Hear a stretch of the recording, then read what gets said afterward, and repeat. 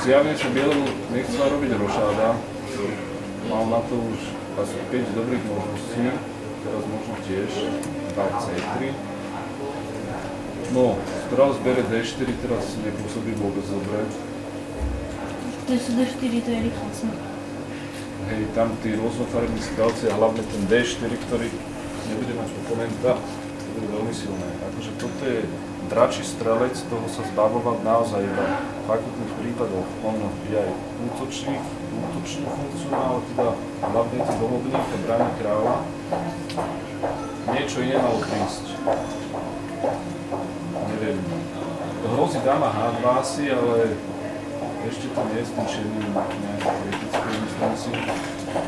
Strelec bere D4, to je tak. Že bere F3 síce ako získal pešiaka, ale asi mu to za to nestálo. No teraz väža F7 ani nejde, ten dáma G6, čiže už je tam priamo koniec. Tak.